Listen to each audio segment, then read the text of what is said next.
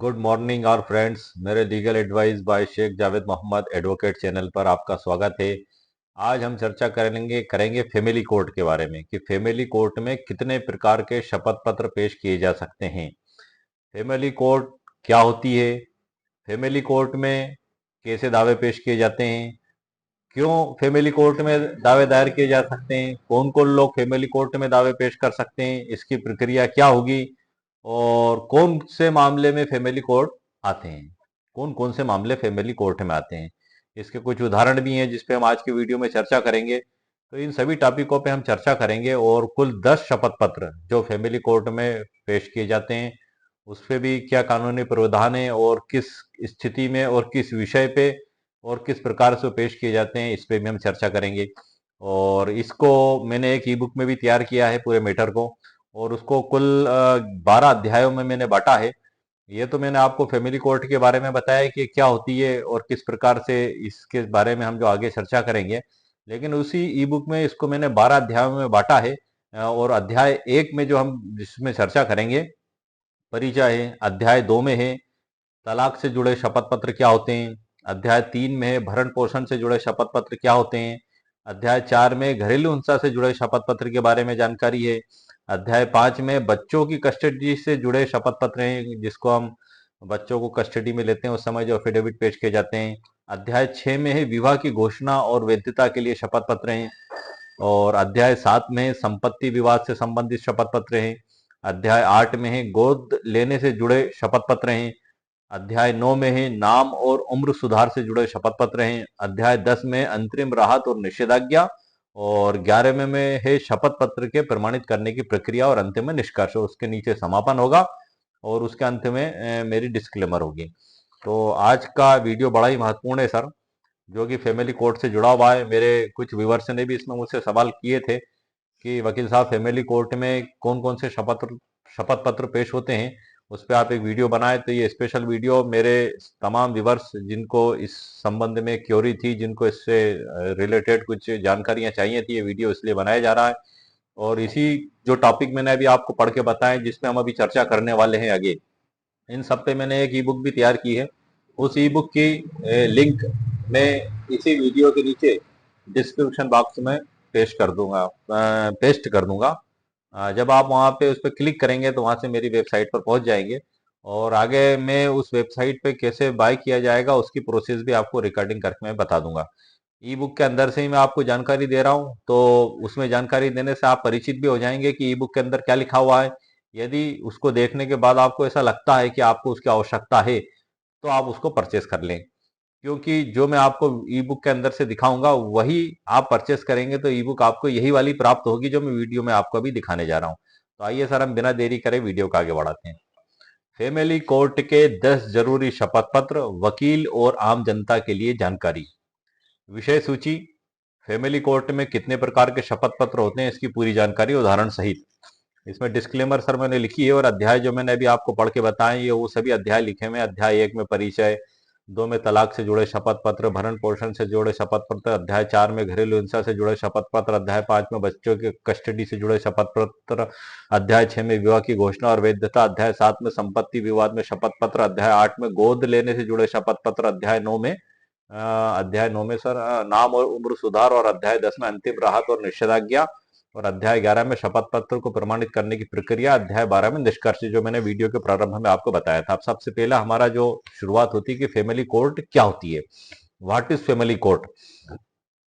Family court एक विशेष न्यायालय है जो परिवार से जुड़े विवादों और मामले की सुनवाई के लिए बनाई जाती है। इसका उद्देश्य पारिवारिक मामलों का त्वरित और संवेदनशील समाधान करना होता है ताकि रिश्तों को अनावश्यक कानूनी उलझनों से बचाया जा सके।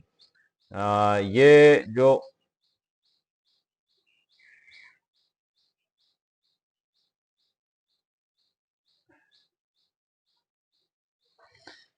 तो फैमिली कोर्ट का सर जो गठन किया गया है, तो परिवार के जो मामले हैं, परिवार के मामले, पारिवारिक मामले क्या हो सकते हैं सर? पति पत्नी का भी विवाद हो सकता है, भाई बहन का भी विवाद हो सकता है, भाई भाई का भी विवाद हो सकता है, माता पिता का विवाद हो सकता है, पुत्र और माता पिता का विवाद हो सकता है, पति पत्नी के जो आपसी लड़ाई झगड़े होते हैं जैसे भरण पोषण हुआ, तलाक, विवाह विच्छेद, और जिसको कहना चाहिए कि दहेज प्रताड़ना, और मारपीट, जो भी ये तमाम जो मैटर हैं जो परिवार से रिलेटेड होते हैं वो पारिवारिक न्यायालय में आते हैं, ये इसकी डेफिनेशन में बताया गया है।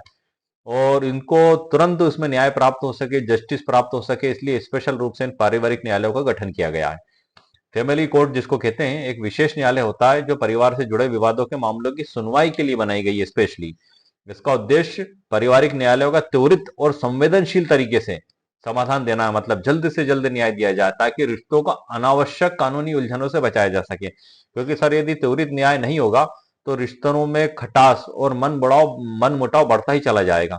तो इसीलिए फैमिली कोर्ट्स बनाई गई हैं ताकि उनके मध्य मधुर संबंध बने रहें, परिवार टूटने से बच जाए और उनके रिश्तों में कड़वाहट आगे ना बढ़े और उनमें आपसों में सुलह और समझौता हो जाए।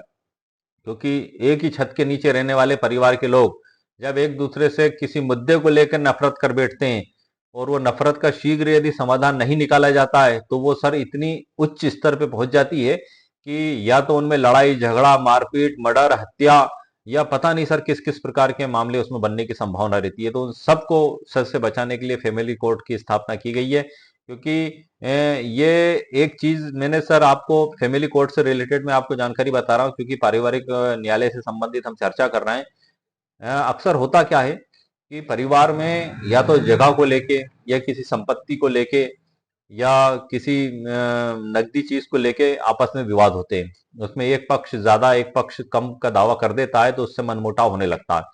तो लेकिन वास्तव में वो एक ही छत के नीचे पले बड़े होते हैं, भाई बहन होते हैं, तो उनके मन में आपस में एक दूसरे के लिए कभी बैर नहीं होता, लेकिन ये परिस्थितियां बैर पैदा करा देती हैं। तो यदि इन परिस्थितियों को हल कर दिया गया तो उनका आपसी मनमुटाव और बैर खत्म हो जाता है और परिवार टूटने से बच जाता है। तो इसीलिए फैमिली कोर्ट की स्थापना की गई है। तो ये सर मैंने आपको नंबर एक चीज का जवाब दे दिया कानूनी तरीके से। हम आगे बढ़ते हैं, कौन से मामले फैमिली कोर्ट में आते हैं, ये दूसरा हमारा मैटर है सर। इसमें मैं आपको ये हाईलाइट भी कर दिया मैंने सर। फैमिली कौन कौन से मामले फैमिली कोर्ट में आते हैं, इसमें नंबर एक है सर विवाह से जुड़े मामले, नंबर दो भरण पोषण संतान की अभिरक्षा, नंबर चार गोद लेना और नंबर पांच पारिवारिक संपत्ति विवाद और नंबर छह घरेलू हिंसा की सुरक्षा। कुल छह प्रकार के मामले हैं जो फैमिली कोर्ट के अंतर्गत आते हैं। इस पे मैं आपका संक्षिप्त प्रकाश डाल देता हूं। विवाह से जुड़े मामले, मैरिज रिलेटेड केसेस, विवाह विच्छेद, वैवाहिक विवाद और वैवाहिक पुनर्स्थापना, मतलब जो आपस में तलाक होती है पति पत्नी की उससे संबंधित मामले, इसका मुकदमा पेश किया जाता है। जैसे हिंदू विवाह अधिनियम की धारा 13 के तहत, हिंदू विवाह अधिनियम 1956 की धारा 55 की धारा 13 के तहत मुकदमा पेश किया जाता है। आपसी सहमति से भी तलाक का दावा पेश किया जाता है। और मुस्लिम विधि के तहत जो है कि विवाह विच्छेद की घोषणा के लिए दावा प्रस्तुत किया जाता है। और जो है कि दाम्पत्य अधिकारों की पुनर्स्थापना का दावा मुस्लिम विधि के तहत पेश किया जाता है, जो कि व्यवहार न्यायाधीश वर्ग 2 के न्यायालय में पेश किया जाता है। क्योंकि मुस्लिम विधि में कॉन्ट्रैक्ट माना जाता है विवाह को, तो अनुबंध पालन का दावा पेश किया जाता है। तो ये सभी मामले फैमिली कोर्ट के अंतर्गत आते हैं। वैवाहिक पुनर्स्थापना का धारा 9 हिंदू विवाह अधिनियम के तहत आवेदन पेश किया जाता है, पति पत्नी एक दूसरे के साथ रहना चाहते हैं तो इस प्रकार से ये विवाह से जुड़े मामले हो गए। दूसरा भरण पोषण से जुड़े मामले हो गए सर, जो 125 दंड प्रक्रिया संहिता जिसको बीएनएस 2023 कर दिया गया वर्तमान में, उसके तहत माता पिता पुत्रों से भी अभी भरण पोषण की मांग कर सकते हैं, पत्नी पति से कर सकती है, नाबालिग वयस्क संतान उनके माता पिता से कर सकते हैं। ऐसे तमाम उसमें लिस्ट और जानकारी दी गई। ये सभी मामले फैमिली कोर्ट के अंतर्गत ही आते हैं। अगला है सर संतान की अभिरक्षा, गार्जियन एंड वर्क्स एक्ट 1890, माता पिता के बीच बच्चों की कस्टडी को लेकर यदि कोई विवाद होता है तो वो भी फैमिली कोर्ट के द्वारा ही डिसाइड किया जाता है। गोद लेना, एडॉप्शन जिसको कहते हैं, हिंदू दत्तक और भरण पोषण अधिनियम 1956 गोद लेने की प्रक्रिया, सहमति और कानूनी अधिकार बताता है, ये भी फैमिली कोर्ट के अंतर्गत ही आता है। नंबर पांचवा है पारिवारिक संपत्ति विवाद, फैमिली प्रॉपर्टी डिस्प्यूट।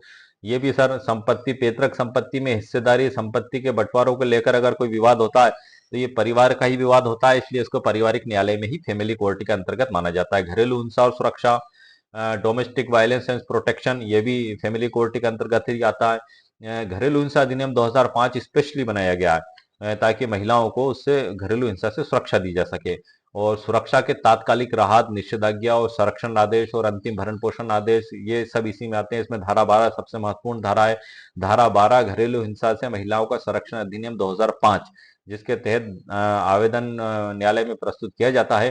और उसमें उसके मेंटेनेंस की भी मांग की जाती है। और धारा 23 घरेलू हिंसा की जो है उसके तहत अंतरिम जो है कि भरण पोषण की भी मांग की जाती है। तो ये सभी फैमिली कोर्ट्स के अंतर्गत आते हैं। और अब सब इसमें हमारा अगला जो मामला था कि आखिर क्यों दायर किए जाते हैं फैमिली कोर्ट से, सभी मामले फैमिली कोर्ट में ही क्यों दायर किए जाते हैं, आइए हम इस पे भी चर्चा कर लेते हैं सर।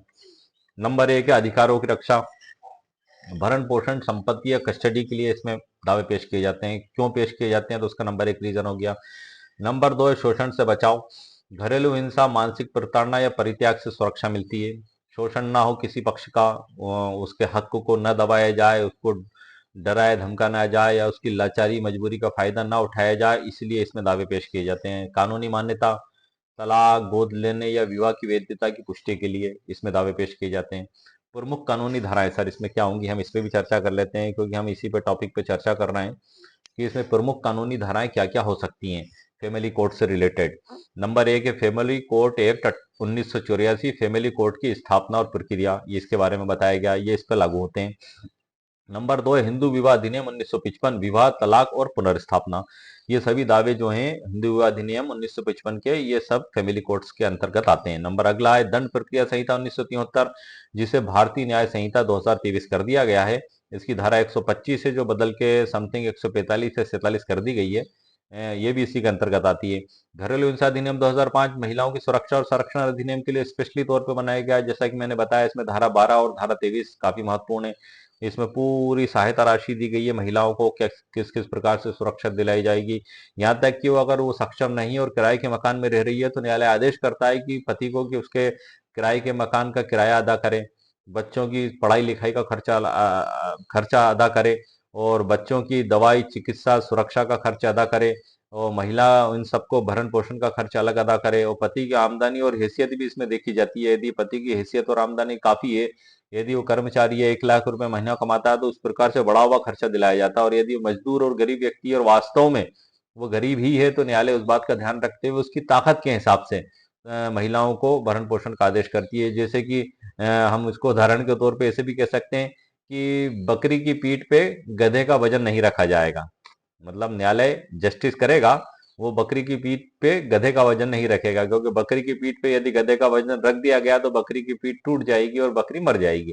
तो इसी प्रकार से यदि पति वास्तव में गरीब और लाचार और मजदूर है, तो न्यायालय उसकी आमदनी और उसके सोर्सेस को देखते हुए, जस्टिस करते हुए महिला को भरण पोषण का आदेश करता है। ये नहीं है कि एक मजदूर व्यक्ति 100 रुपए रोज कमाता है और न्यायालय उस पर 1 लाख रुपए महीना का भरण पोषण का आदेश कर देना, सर न्यायालय में जस्टिस किया जाता है, जस्टिस नहीं किया जाता। कई बार ऐसा भी होता है कि कई पैसे वाले जो लोग रहते हैं वो अपने आप को गरीब बना के कोर्ट में प्रस्तुत करते हैं, धोखाधड़ी से, 420 से, कि जो है कि वो इतने गरीब हैं तो कम से कम भरण पोषण उनको देना पड़े। तो न्यायालय में जब विपक्षी अधिवक्ता उपस्थित होते हैं, तो वो उसकी जो अनावेदक है उसकी तमाम संपत्ति, उसकी आमदनी, उसके जरिए जो भी है कृषि भूमि, मकान, दुकान, वाहन, गाड़ी, सारा ब्यौरा पेश करते हैं। तो उससे उसका जो झूठा आधार है वो समाप्त हो जाता है और न्यायालय सत्य तक पहुंच के एक अच्छा डिसीजन देता है। हम आगे बढ़ते हैं सर, हम इसके कुछ उदाहरण देख लेते हैं। हालांकि हमारा 10 शपथ पत्र का मेन टॉपिक है, लेकिन उससे पहले ये जरूरी चीजें हैं सर, मैं आपको नॉलेज में ला रहा हूँ। उदाहरण है इसमें तलाक और भरण पोषण, बच्चे की कस्टडी और घरेलू हिंसा। एक महिला ने पति द्वारा मानसिक क्रूरता के आधार पर तलाक की याचिका दायर की। उसने भरण पोषण के लिए धारा 125 सीआरपीसी के तहत शपथ पत्र दिया, जिसमें अपनी आर्थिक स्थिति का विवरण दिया।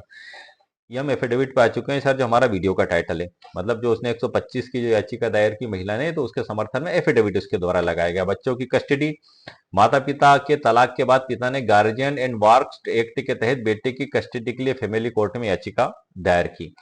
इसमें भी एफिडेविट के समर्थन में शपथ पत्र लगाया गया। घरेलू हिंसा, एक महिला ने घरेलू हिंसा से बचाव के लिए धारा 12 घरेलू हिंसा अधिनियम के तहत कोर्ट में शपथ पत्र दाखिल किया और तुरंत सुरक्षा आदेश प्राप्त कर लिया। मतलब जो धारा 11 का जो परिवाद पत्र है, जो आवेदन है, जिसको याचिका कहते हैं, वो पूरा टाइप करके जेएमएफसी फर्स्ट क्लास के न्यायालय में उसको प्रस्तुत किया जाता है और उसके समर्थन में एफिडेविट भी लगता है। एफिडेविट का प्रारूप भी उसी बुक के अंदर दिया हुआ है। और अब तो सर्वोच्च न्यायालय के जो है कि ऐसे जजमेंट भी आ गए हैं कि पति जो है कि उसकी आमदनी का पूरा ब्यौरा खोल के न्यायालय में प्रस्तुत करेगा। कुछ यदि छिपाता है तो उसके खिलाफ दंडात्मक भी कार्रवाई की जाएगी, क्योंकि अक्सर ये होता है कि कोई व्यक्ति यदि बड़ा काश्तकार है 50 बीघा, तो वो शपथ पत्र में लिख देता है कि साहब मैं तो गरीब मजदूर आदमी हूँ। विपक्षी अधिवक्ता जब उसकी 50 बीघा की कृषि भूमि के कागज पेश करते हैं तब न्यायालय को पता लगता है, तो उससे भी आगे बढ़ के ये निर्देश दे दिए गए हैं कि आप एफिडेविट के अंदर भी उल्लेख करें, और अगर आपने गलत उल्लेख किया तो आपके खिलाफ दंडात्मक कार्रवाई की जाएगी। आगे बढ़ते हैं सर हम निष्कर्ष में। तो ये अंतिम निष्कर्ष इसमें दिया गया है। अब हमारा जो मेन मुद्दा है सर, अध्याय 1 में सर, इसमें फैमिली कोर्ट में शपथ पत्र का महत्व, तो मैंने बुक के अंदर लिखा हुआ है सर। अब चूंकि मैं वीडियो में हर चीज का एक्सप्लेन करूंगा तो वीडियो काफी लंबा हो जाएगा, और इसलिए मैं मुख्य मुख्य बातें मैं आपको बता रहा हूँ, और ई बुक से आपका परिचय भी करा रहा हूँ ताकि आप देखते चलें। उसमें सारी डिटेल सर इसमें लिखी हुई है। फैमिली कोर्ट में शपथ पत्र का महत्व है सर, इससे उनके आवेदन को एक ठोस मजबूत साक्ष्य के रूप में काम करता है, और उसका मूल्य और महत्व बढ़ाता है, और न्यायालय से सहायता प्राप्त करने में मदद प्राप्त करता है। इसी प्रकार से शपथ पत्रों की कानूनी परिभाषा इसमें दी गई है। कुछ उदाहरण है, एक उदाहरण देख लेते हैं सर हम। अगर पति दावा करता है कि उसकी मासिक आय 50,000 है, लेकिन वह जानबूझकर अपनी वास्तविक आय छुपाता है, तो यह शपथ पत्र में झूठी जानकारी देने का मामला बन सकता है। कोर्ट ऐसे झूठे शपथ पत्र के लिए दंड दे सकती है, जैसे कि मैंने आपको जस्ट अभी पहले बताया था। शपथ पत्र की वैधता के बारे में बताया है सर इस ई बुक के अंदर, और संबंधित कानून है नोटरी अधिनियम 1952 और नियम 7 फैमिली कोर्ट 1988, इसके बारे में भी जानकारी दी गई है। अध्याय 2 है तलाक से जुड़े शपथ पत्र क्या होते हैं सर, जैसा कि मैंने आपको वीडियो के प्रारंभ में बताया था। इसमें सर जो है कि हिंदू विवाह अधिनियम की धारा 13 के तहत तलाक के विभिन्न अपराधों को परिभाषित किया गया, जिसमें व्यभिचार, निर्दयता, परित्याग, धर्म परिवर्तन, मानसिक विक्षिप्तता और संक्रमणीय रोग, इनके आधारों पर तलाक की याचिका दायर की जा सकती है। उदाहरण हम इसको देख लेते हैं सर। अगर पत्नी क्रूरता के आधार पर तलाक चाहती है तो उसे घटनाओं का विवरण, तारीखें और गवाहों के बयान को शपथ पत्र के साथ कोर्ट में प्रस्तुत करना होगा। एक शपथ पत्र ये भी हो गया सर। नंबर 2 है आपसी सहमति से तलाक। ये सर आप देखते जाएं, क्योंकि हमारा टॉपिक है जो है कि फैमिली कोर्ट के 10 जरूरी शपथ पत्र। तो ये शपथ पत्र चालू हो गए हैं, आप गिनती लगाते चलें जो मैं आपको बताता जा रहा हूँ। हम आते हैं आपसी सहमति से तलाक, section 13B Hindu marriage act 1955। धारा 13B के तहत यदि पति पत्नी दोनों तलाक के लिए सहमत है तो उन्हें आपसी सहमति की पुष्टि के लिए एक संयुक्त शपथ पत्र दाखिल करना होगा। ये आ गए सर हम शपथ पत्र पे। उसमें क्या लिखना होगा ये भी बता देता हूँ सर, थोड़ा वीडियो लंबा हो जाए तो हो जाए, आप सुन लें। वीडियो विवाह की तारीख और स्थान, साथ रहने की अवधि, अलगाव की अवधि कम से कम 1 वर्ष, तलाक की सहमति बिना किसी दबाव के दी जा रही है, ये सब शपथ पत्र के अंतर्गत लिखा जाएगा। इसका एक उदाहरण देख लेते हैं। पति पत्नी ने पिछले 2 साल से अलग रहकर तलाक का निर्णय लिया, वे एक संयुक्त शपथ पत्र में अपने अलगाव की अवधि और तलाक के लिए सहमति को दर्ज कर सकते हैं। मतलब एफिडेविट में आपसी सहमति के द्वारा तलाक लिया जा रहा है, ये उनके द्वारा लिखा जाएगा। इसमें जो है कि नंबर 3 एक तरफा तलाक, एक्स पार्टी डिवोर्स के लिए आवश्यक शपथ पत्र है। अगर एक पक्ष बार बार कोर्ट में पेश नहीं होता है तो याचिकाकर्ता को एक तरफा, जिसको एक्स पार्टी भी कहते हैं, के लिए आवेदन करने के साथ एक शपथ पत्र दाखिल करना होता है। इसमें बताया जाता है कि दूसरी पार्टी को समन भेजा गया है लेकिन वो उपस्थित नहीं हुई, ये न्यायालय को एफिडेविट प्रस्तुत करके अवगत कराया जाता है, और न्यायालय उसको बाद में जांच करने के बाद यदि इस मुकाम पे पहुंचता है, संतुष्ट होता है कि हाँ ये वास्तविक सही बात है, तामिल कुनिंदा की रिपोर्ट और सभी डॉक्यूमेंट्स जब देखता है, तो उसके बाद वो एक्स पार्टी आदेश किया जाता है उसमें। इसलिए शपथ पत्र बड़ी महत्वपूर्ण भूमिका निभाता है इस कंडीशन में भी। शपथ पत्र में शामिल बिंदु क्या होंगे इस प्रकार के: समन की तिथि और डिलीवरी की पुष्टि, दूसरी पार्टी की अनुपस्थिति के कारण, तलाक के लिए पेश किए गए अन्य सबूत, ये सब इसमें महत्वपूर्ण माने जाएंगे। उदाहरण देख लेते हैं सर हम। यदि पति ने पत्नी को तलाक के समन भेजे लेकिन पत्नी कोर्ट में पेश नहीं हुई, पति एक शपथ पत्र के माध्यम से समन की डिलीवरी की पुष्टि करके एक तरफा तलाक की मांग कर सकता है। ये एक उस समय की सिचुएशन होती है कि तामील गई, लौट के प्राप्ति आ गई। आपने रजिस्टर्ड डाक से भेजी या रजिस्टर्ड डाक के अलावा भी आपने भेजी, तो न्यायालय के कर्मचारी गए और वो टीप लिख के ले आए, उस पे कागज पे लिख के लाते हैं कि घर गए थे तो लेने से इनकार किया, ये ताला लगा मिला, या बाहर गए थे। तो ऐसी कंडीशन में पेपर प्रिकॉशन का भी प्रावधान होता है, या घर पे चस्पा करके तामील करवाई जा। आदेश 5 सिविल प्रक्रिया संहिता में ये प्रावधान दिए गए हैं। आदेश 5 नियम 20(1) का में बताया गया है, यदि ऐसी स्थिति बनती है कि तामील बार बार लौट के आती है और प्रतिवादी या अनावेदक प्रकरण में अनावश्यक विलंब कारित करने के लिए उसको लंबा खींचना चाहता है, तो पेपर प्रकाशन के जरिए भी तामील करवाई जा सकती है। उसमें न्यायालय आदेश करता है। इस पे मैंने एक स्पेशल वीडियो बनाया है और एक उस पर संपूर्ण गाइड लिखी है, वो मेरे चैनल पर वीडियो भी अपलोड है और मेरी वेबसाइट पे वो आपको गाइड भी मिल जाएगी। ये मैंने व्यवहारिक उदाहरण के साथ बनाई है सर। ये बुक के अंदर वो डिटेल आपको नहीं मिलेगी, लेकिन हम डेली प्रैक्टिस में कोर्ट में जो हम प्रैक्टिस करते हैं तो हमें जो जो कंडीशन से सामने आती हैं जिसको हम अप्लाई करते हैं, मैंने उस अप्लाई की प्रोसेस के आधार पर उसको बनाई है। बेसिकली अपनी जगह है, ये एक प्रॉब्लम सॉल्यूशन ई बुक कह सकते हैं आप। जैसे कि जो मैं आपको जो अभी पढ़ के जो जानकारी दे रहा हूँ, ये भी एक प्रॉब्लम सॉल्यूशन ई बुक ही है। इसका कॉम्बिनेशन आपको कहीं और नहीं मिलेगा। ये कॉम्बिनेशन मेरे द्वारा तैयार किया गया है सब तरफ से निकाल के, ताकि आपकी प्रॉब्लम को सॉल्यूशन के साथ हल किया जा सके। और मेरे जो है कि वेबसाइट का नाम भी शुरुआत के दौर पे मैंने यही रखा है कि problem solution law e book. और मेरा जो स्टोर है, जिसमें मैंने तकरीबन 40 से ऊपर ई बुक अपलोड्स कर रखी है, उसका नाम भी मेरे द्वारा यही रखा गया, problem solution law e book. हाँ जी हाँ सर, मेरी ई बुक प्रॉब्लम का सॉल्यूशन करती है। हम आगे बढ़ते हैं सर। अध्याय 3 में आ जाते हैं सर, भरण पोषण से जुड़े शपथ पत्र। क्योंकि सर हमारा आज का मैटर एफिडेविट से रिलेटेड है। धारा 125 इसमें आती है, पुरानी धारा और नई बदल दी गई 336। इसमें महत्वपूर्ण बिंदु भी सर दे रखे हैं, मैं शॉर्ट शॉर्ट में बता रहा हूँ सर आपको। ई बुक के अंदर से आपको जानकारी दे रहा हूँ, उसको उदाहरण से समझ लेते हैं। एक पत्नी अपने बेरोजगार होने और बच्चों की देखभाल की जरूरत के आधार पर पति से भरण पोषण मांगती है। वह कोर्ट में एक शपथ पत्र दाखिल करती है, जिसमें अपनी मासिक जरूरतों और पति की आय का अनुमान दिया जाता है। ये एफिडेविट इसमें आवश्यक है। फैमिली कोर्ट में ये एफिडेविट भी प्रस्तुत किया जाता है। महत्वपूर्ण कानून है इसमें बीएनएस 2023 और एविडेंस एक्ट 1872। धारा 24 हिंदू विवाह अधिनियम 1955। जो है कि इसमें कोई परिवर्तन नहीं किया गया, यह धारा यथावत है। इस धारा के तहत पति या पत्नी मुकदमे के दौरान अपने खर्चों और भरण पोषण के लिए अंतिम राहत मांग सकते हैं। ये इंटरिम राहत होता है। जैसे धारा 12 घरेलू हिंसा में धारा 23 होती है, उसी प्रकार से 125 दंड प्रक्रिया संहिता में ये 125(3) होती थी पहले। अब उसको बदल दिया है, खाली धारा बदली, बाकी प्रावधान वही है।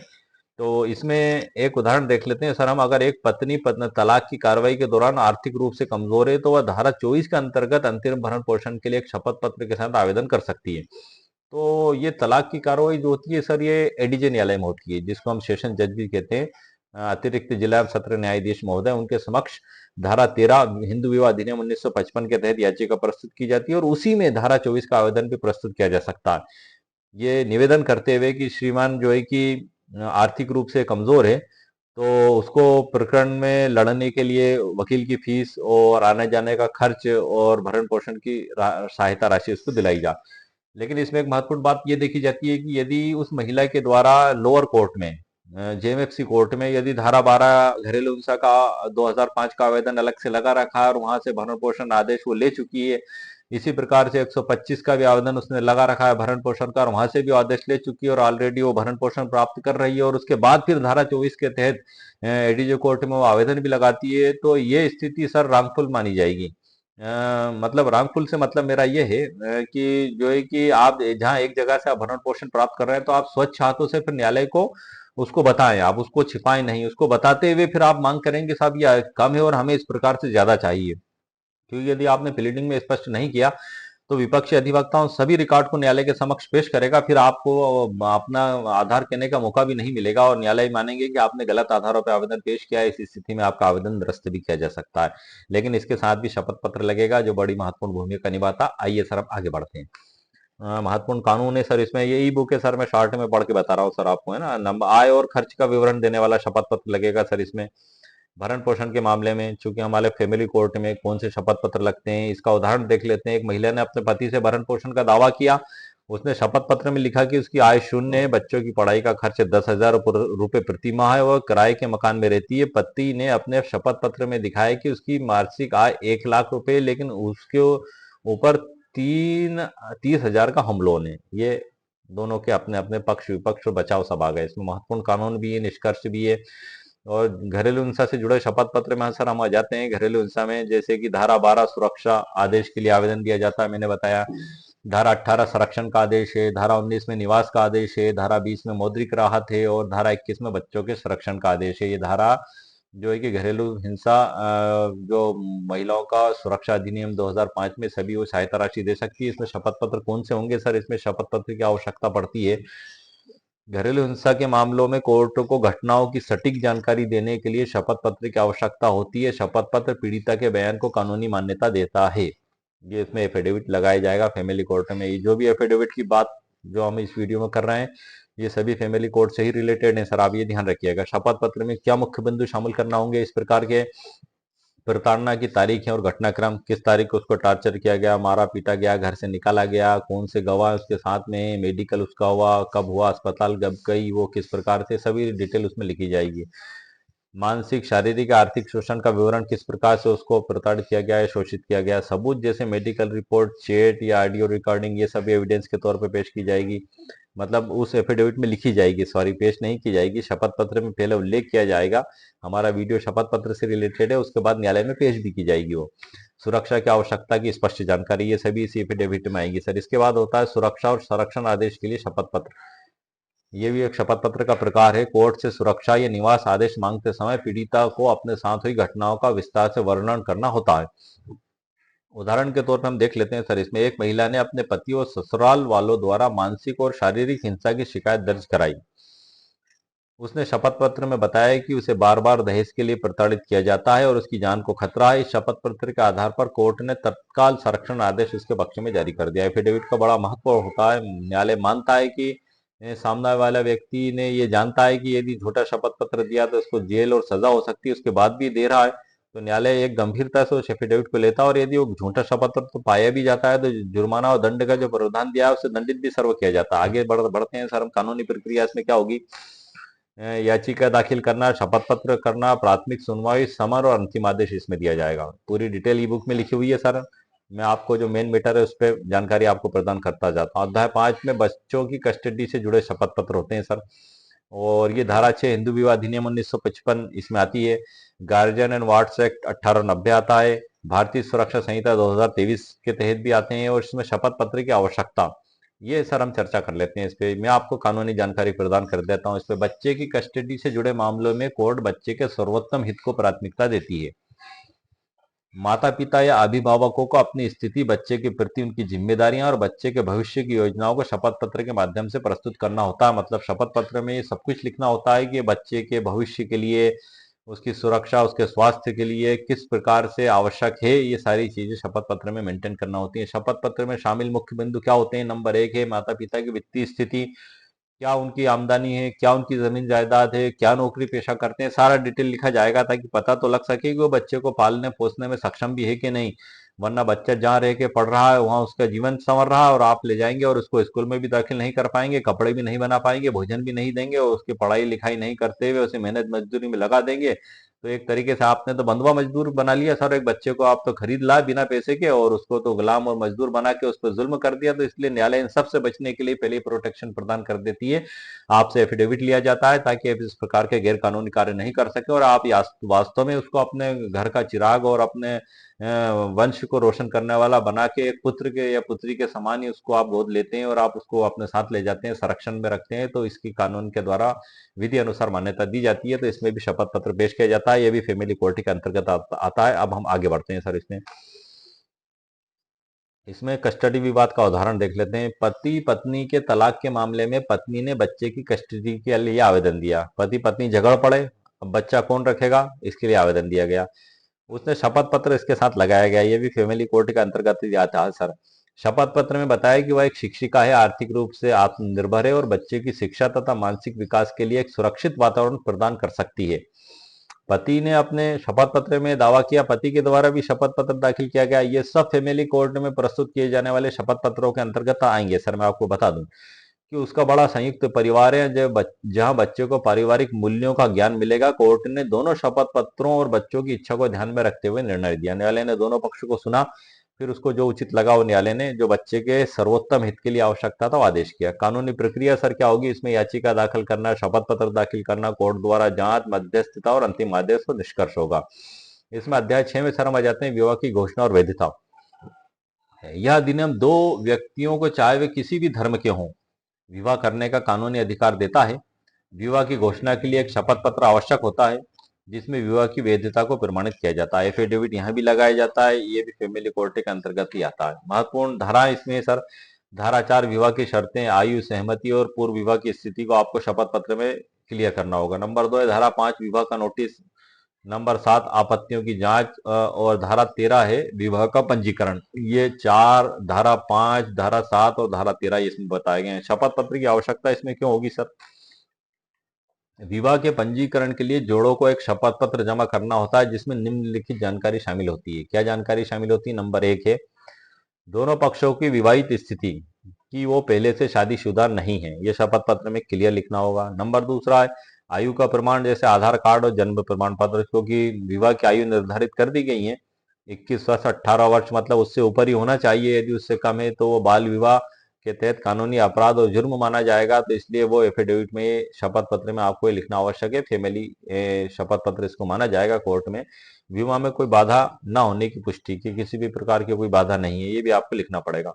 अंतर धार्मिक विवाह के लिए शपथ पत्र, विशेष विवाह अधिनियम के तहत अंतर धार्मिक विवाह करने के लिए दोनों पक्षों को एक शपथ पत्र देना होता है जिसमें वे अपने धर्म, विवाह की स्वेच्छा और किसी भी सामाजिक बाधा के बारे में जानकारी देते हैं। मतलब उस एफिडेविट में हर चीज को उनको क्लियर करना होता है, क्योंकि जो अधिकारी ये जांच कर रहे होते हैं उन्हें पता नहीं है क्या है आपकी स्थिति।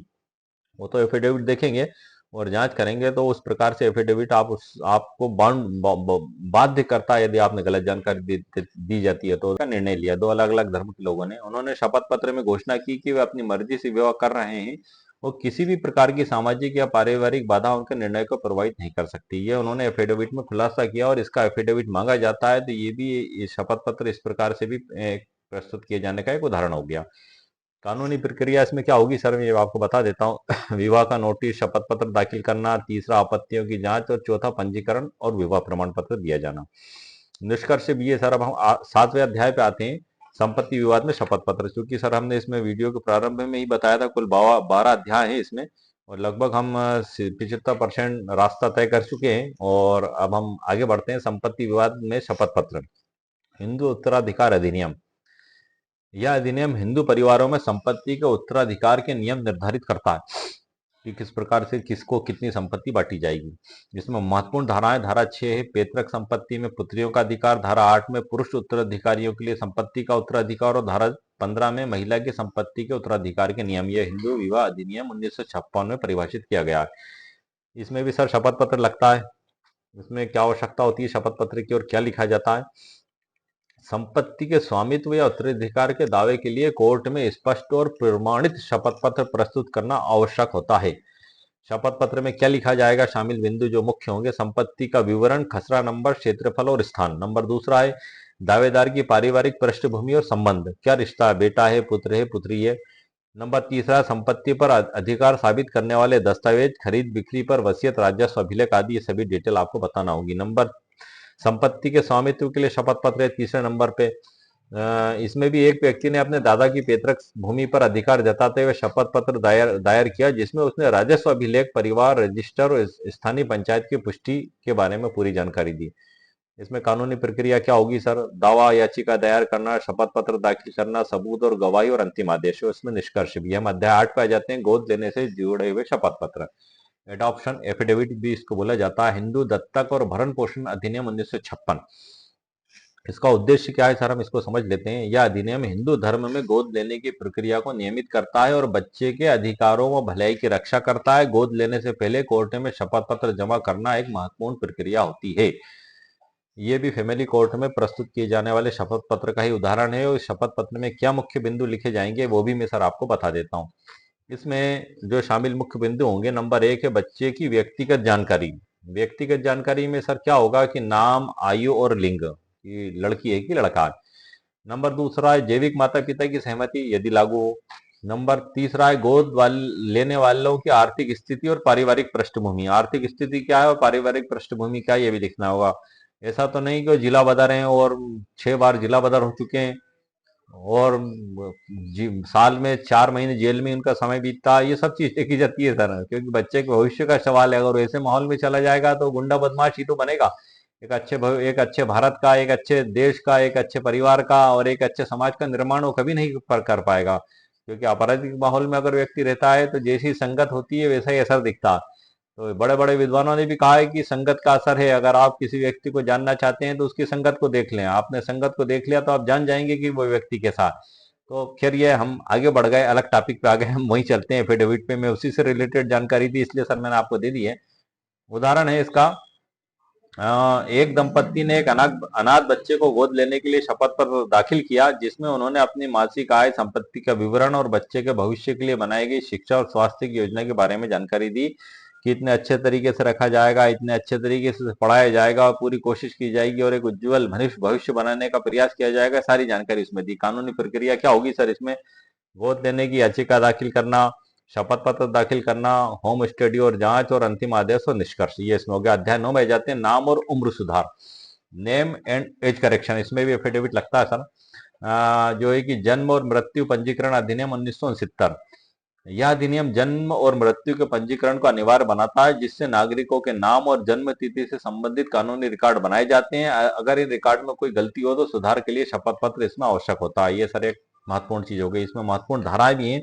धारा 15 है पंजीकरण में त्रुटि सुधारने की प्रक्रिया। धारा 17 है इसमें प्रमाण पत्र जारी करने की प्रक्रिया। और शपथ पत्र की आवश्यकता क्यों है आखिर इसमें और क्या लिखा जाएगा, ये मैं बता देता हूं आपको। जन्म या जन्म तिथि में सुधार के लिए संबंधित प्राधिकरण या कोर्ट में एक सत्यापन शपथ पत्र जमा करना होता है। इसमें जो मुख्य बिंदु है, नंबर 1 है गलत नाम, जन्म तिथि, उसका सही विवरण आपको देना होगा। अगर गलत लिखा हुआ तो सही विवरण लिखना भी होगा और वो कहाँ से आपने प्राप्त किया है वो डॉक्यूमेंट्स पे आपको साथ में लगाना होगा। ऐसा नहीं कि आप लिख दें खाली तो फिर एक गलत पे रखो, गलत बना ले। कोई बेसिक आधार आपके पास होना चाहिए। नंबर तीसरा है दूसरा त्रुटि के कारण का विवरण। नंबर तीसरा सहायक दस्तावेज जैसे जन्म प्रमाण पत्र, स्कूल रिकॉर्ड और कार्ड आदि। इसी में आगे बढ़ते हैं हम सर। नाम या उम्र सुधार के लिए शपथ पत्र है, तो इसको सर उदाहरण से समझ लेते हैं। खास खास चीजें मैं हाईलाइट कर रहा हूँ आपको, बाकी की तो मैं आपको आगे जानकारी दे दूंगा। एक छात्र ने अपने स्कूल प्रमाण पत्र में गलत नाम सुधारने के लिए शपथ पत्र दायर किया, जिसमें उसने जन्म प्रमाण पत्र और माता पिता का संयुक्त शपथ पत्र भी उसके साथ में समर्थन में लगाया।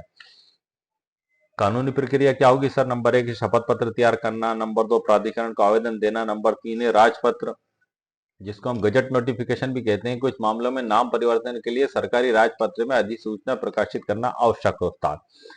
और अंतिम सुधार और निष्कर्ष होगा। तो और उसमें महत्वपूर्ण कानूनी बिंदु। अध्याय 10 पे आते हैं सर हम। इसमें अंतरिम भरण पोषण, अंतिम राहत और निषेधाज्ञा, इंटरिम रिलीफ एंड इंजेक्शन, जिसको हम कहते हैं। सिविल प्रक्रिया संहिता पे आ चुके हैं हम 1960 पे। उसमें आदेश 39 है जो अस्थायी निषेधाज्ञा के बारे में बताता है। यह आदेश तात्कालिक राहत या रोक आदेश जारी करने के लिए कानूनी प्रक्रिया निर्धारित करता है ताकि किसी पक्ष को। अध्याय 10 में आते हैं हम सर। जो है कि इसमें महत्वपूर्ण प्रावधान है नियम 1, 2, 3। स्थायी संपत्ति के मामले में रोक आदेश, व्यक्तिगत अधिकारों की सुरक्षा के लिए अंतरिम आदेश और एक पक्षीय आदेश जारी करने की प्रक्रिया। तो इसमें हम आगे बढ़ते हैं। इसमें जो एफिडेविट किस प्रकार से शपथ पत्र की आवश्यकता होती है सर, इसमें अंतरिम राहत या निषेधाज्ञा के लिए याचिका को स्पष्ट और प्रमाणित शपथ पत्र प्रस्तुत करना होता है, जिसमें तुरंत राहत की आवश्यकता को उचित ठहराया जाता है। इसमें शपथ पत्र में जो मुख्य बिंदु है आखिर क्या लिखा जाएगा उसमें, तो विवाद की प्रकृति और तात्कालिकता। नंबर 2 है तात्कालिक राहत न मिलने पर होने वाली क्षति और राहत की मांग का कानूनी आधार। सुरक्षा आदेश के लिए शपथ पत्र है सर, इसमें ये भी देखा जाएगा। इसमें जो है कि यदि किसी व्यक्ति को तत्काल खतरा होता है जैसे कि घरेलू हिंसा, तो अदालत को त्वरित सुरक्षा आदेश जारी करने के लिए शपथ पत्र की आवश्यकता होती है। इसी के अलावा आदेश 39 नियम 1, 2 में भी सर ये से कोई व्यक्ति धमकी देता है कि मैं तुम्हारी जमीन पे कब्जा कर लूंगा या तुम्हारे मकान पे मैं कब्जा कर लूंगा, तो ऐसी स्थिति में भी आदेश 39 नियम 1, 2 सिविल प्रक्रिया संहिता 1908 की एप्लीकेशन न्यायालय में दाखिल करके मांग की जाती है कि श्रीमान ये हमारा पड़ोसी है या जो भी है ये विधि विरुद्ध तरीके से हमारे खेत पे कब्जा करने की धौंस धपट दे रहा है, तो हमारे पक्ष में स्थायी निषेधाज्ञा दी जाए या अस्थायी निषेधाज्ञा दी जाए। मुख्य वाद में स्थायी होगी और वाद के दौरान में अस्थायी होगी कि हमारी भूमि पे कब्जा ना करे। उसके बाद भी अगर वो करता है तो फिर उसमें दंड और सजा का भी प्रावधान है जो न्यायालय के द्वारा इस व्यक्ति को दिया जाता है। आगे बढ़ते हैं सर हम। इसमें कानूनी प्रक्रिया क्या होगी? अदालत में याचिका दायर करना, शपथ पत्र दाखिल करना, कोर्ट की सुनवाई, अंतिम निर्णय, निष्कर्ष होगा सर इसमें। अब हम अध्याय 11 पे आ जाते हैं। शपथ पत्र को प्रमाणित करने की प्रक्रिया। शपथ पत्र की वैधता सुनिश्चित करने के लिए इसे कानूनी रूप से सत्यापित करना आवश्यक होता है। यह प्रक्रिया शपथ पत्र की प्रमाणिकता को मजबूत करती है। इसमें महत्वपूर्ण कानूनी प्रावधान है नोटरी एक्ट 1952, नोटरी नियम 1956 और सिविल प्रक्रिया संहिता का आदेश 19 शपथ पत्र के उपयोग और अदालत में उसकी स्वीकार्यता पर प्रकाश डालता है। नोटरी एक्ट 1952 में और 56 में नियम में वो पूरी प्रोसेस बताई गई है कि किस प्रकार से तस्दीक किया जाएगा। आधार कार्ड से नोटरी वकील साहब जांच करेंगे, दस्तखत मिलाएंगे, उनका रजिस्टर में दस्तखत लेंगे, सीरियल क्रमांक की सीलें और अन्य सीलें लगाई जाएंगी। शपथ पत्र पे लगने वाली कुल 6 सीलें और अनुबंध पे लगने वाली कुछ 10 सीलें। How to use notary seal complete guide, इस पे 1 घंटे का वीडियो सर मैंने बनाया है कि किस प्रकार से उन सीलों का यूज किया जाएगा और शपथ पत्र को एग्रीमेंट को तस्दीक किया जाएगा। मेरे चैनल पर अपलोडेड है, उसकी ई बुक भी अपलोडेड है। और 11 कॉलम नोटरी रजिस्टर के वो भी मेरे चैनल पर भी 1 घंटे का वीडियो अपलोड है, उसके पूरी ई बुक भी अपलोडेड है और मेरी वेबसाइट पे भी अपलोडेड है। चूंकि नोटरी एक्ट 1952 और नोटरी नियम 1956 का अभी हमारे इसमें जिक्र आया है, इसलिए मैंने आपको संक्षिप्त में जानकारी इस पे भी दे दी है। हम आगे बढ़ते हैं सर, वीडियो ज्यादा लंबा ना हो। शपथ पत्र की सत्यापन की प्रक्रिया। शपथ पत्र को कोर्ट में मान्य बनाने के लिए निम्नलिखित चरणों का पालन करना होता है। नंबर 1, शपथ पत्र तैयार करना, नोटरी पब्लिक के सामने प्रस्तुत करना, औथ कमिश्नर या मजिस्ट्रेट के सामने शपथ वो पेश किया जाएगा। उदाहरण, एक व्यक्ति ने संपत्ति विवाद में अंतिम राहत के लिए याचिका दायर की। उसने अपने वकील की सहायता से एक विस्तृत शपथ पत्र तैयार किया, जिसने नोटरी पब्लिक से प्रमाणित कराकर कोर्ट में प्रस्तुत किया गया। शपथ पत्र की प्रमाणिकता के कारण कोर्ट ने मामले की सुनवाई तुरंत रूप से ली गई। ये एफिडेविट का महत्व होता है। मतलब उस आवेदन के मूल्य और महत्व को बढ़ा देता है न्यायालय की नजर में। निष्कर्ष है, और अध्याय 12 में सर अंत में निष्कर्ष है, लास्ट अध्याय हमारा। शपथ पत्र की कानूनी शक्ति की उपयोगिता के बारे में इसमें बताया है। सही और ईमानदारी से शपथ पत्र भरने की आपको आवश्यकता है। फैमिली कोर्ट में केस को मजबूत बनाने के लिए एक सटीक दस्तावेज होता है एफिडेविट, और अंतिम विचार इसमें लिए गए और आखिरी में समापन लिखा गया है, और अंत में get your legal problem solve with me. ये पूरी डिस्क्लेमर है, इसमें मेरे वेबसाइट वगैरह की पूरी जानकारी दी गई है। तो ये इस प्रकार से मैंने आपको सर जानकारी दे दी है, और ये संपूर्ण जानकारी मेरी ई बुक के अंदर लिखी हुई है। मात्र 199 रुपीज प्राइस इसकी मेरे द्वारा रखी गई है। में से जिस भी किसी को इसकी आवश्यकता हो, आप इसको मेरी वेबसाइट पे जाकर परचेस कर सकते हैं, और इसकी लिंक मैं इसी वीडियो के नीचे डिस्क्रिप्शन बॉक्स में कॉपी पेस्ट कर दूंगा। जब आप उस पर क्लिक करेंगे तो आप वहां से मेरी वेबसाइट पर पहुंच जाएंगे। मैं इसको बाय करने की एक संक्षिप्त प्रोसेस भी सर आपको दिखा देता हूँ। आपको मैंने ई बुक से परिचित तो करा दिया। इसका मैटर यदि आपके लिए आवश्यक है और आप खरीदना चाहते हैं तो आप कैसे खरीदेंगे, आपको कोई असुविधा ना हो, इसलिए मैं इसको प्रोसेस को मैं इस वीडियो में दिखा रहा हूं। तो आइए सर, जैसा कि सर आप देख रहे हैं ई बुक परचेस करने की जो प्रोसेस में है, आप स्क्रीन पे देख रहे हैं, मैंने एक मेरे ही यूट्यूब चैनल का वीडियो इसमें लगाया हुआ है, और मैं इसको स्टार्ट कर रहा हूँ। और इसी के नीचे आप देख रहे हैं डिस्क्रिप्शन बॉक्स में ये आसमानी रंग की लिंक दिखाई दे रही है, http://sjmllegaladvice.com और www.sjmllegaladvice.com। ये वो लिंक है जिस पे आप क्लिक करेंगे तो यहाँ से उस बुक तक और उस मेरी वेबसाइट तक, मेरे स्टोर तक पहुँच पाएंगे। मेरा वीडियो है सर, मैं आपको दिखा दूँ बहुत प्रैक्टिकली, ये आप देख लें। I'm always on the go, and I like to stay in touch with my team wherever they are. Got an idea or a question? Good morning all friends, मेरे legal advice by Sheikh Javed Mohammad advocate channel पर आपका स्वागत है। क्या होते हैं column 11 notary register के? क्या होते हैं नोटरी रजिस्टर के 11 कॉलम, पूरी जानकारी। ये मैंने बतौर आपको सिखाने के लिए बताया है कि जब आप मेरे चैनल पर या यूट्यूब पे जाएंगे तो इसी प्रकार का स्क्रीन दिखाई देगा, और यहाँ पे जब आप क्लिक करेंगे सर, ये मैंने क्लिक किया, आप देख रहे हैं, तो इस प्रकार की मेरी वेबसाइट आपके सामने ओपन हो जाएगी। उस पर लिखा हुआ है legal advice by Sheikh Javed Mohammad advocate problem solution law e book, और मेरा फोटो भी आपको दिखाई देगा। जब आप इसमें सर आगे बढ़ेंगे, स्क्रॉल करके नीचे आएंगे तो वही ई बुक आपको मिल जाएगी जो वीडियो आप देख रहे हैं।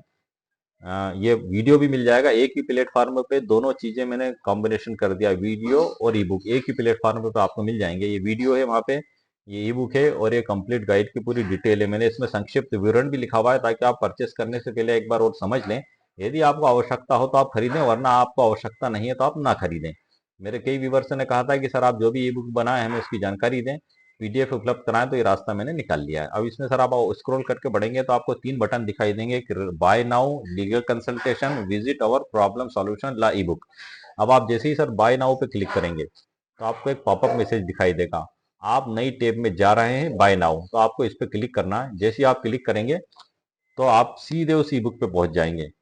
ये एक प्रोसेस हो गई। इस पे बाय नाउ पे आप जब आप क्लिक करेंगे तो आप उसको परचेस कर सकते हैं भुगतान करके।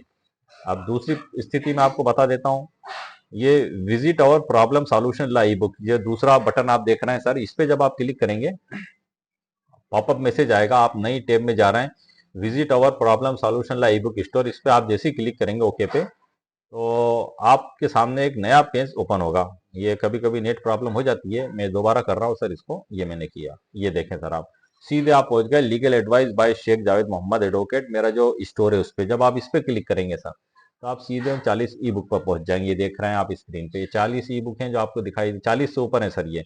इसमें आपको सभी ई बुक मिल जाएंगी।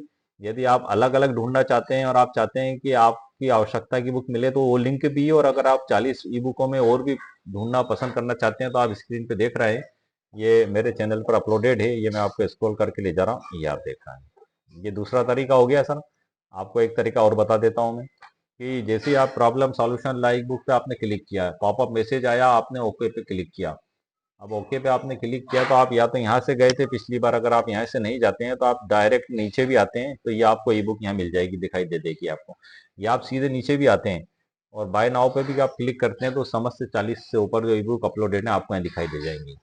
इसी प्रकार से तीसरा बटन सर इसमें जो है वो लीगल कंसल्टेंसी का है। इस पर आप क्लिक करेंगे तो यहाँ मेरी जो फीस वगैरह है या कोई मेरे से राय लेना चाहता है उसके बारे में जानकारी दी गई है। तो इस प्रकार से ये जो बाय किस प्रकार से की जाएगी सर, इसकी मैंने पूरी प्रोसीजर और जानकारी आपको बता दी है। और आज का जो हमारा वीडियो था सर, कि फैमिली कोर्ट के 10 जरूरी शपथ पत्र वकील और आम जनता के लिए कानूनी जानकारी, उसमें मुकम्मल कानूनी जानकारी दे दी है। और आज के वीडियो में फैमिली कोर्ट क्या होती है, कौन लोग इसमें दावा पेश कर सकते हैं, किस प्रकार से दावा पेश किया जाएगा, कौन कौन से शपथ पत्र लगाए जाएंगे, इसमें क्या कानूनी प्रावधान होगा, ये संपूर्ण कानूनी जानकारी आज के वीडियो में मैंने आपको प्रदान कर दी है। मेरे कई व्यूअर्स का मुझसे सवाल भी था तो इसलिए मैंने महत्वपूर्ण वीडियो बनाया है। और इसमें मैंने आपको बता भी दिया सर कि जो अध्याय वाइज मैंने इसको 12 अध्यायों में बांटा है, तलाक, भरण पोषण, घरेलू हिंसा, बच्चों की कस्टडी, विवाह की घोषणा, संपत्ति विवाद, गोद लेने से जुड़े शपथ पत्र, नाम और उम्र के अंतरिम राहत और निषेधाज्ञा, ये सारी डिटेल जानकारी मैंने इसमें दी है। तो उम्मीद है सर आपको मेरा वीडियो पसंद आया होगा। मेरे वीडियो को आप लाइक भी करें, शेयर भी करें और सब्सक्राइब भी करें। ओके, शुक्रिया, थैंक यू सर।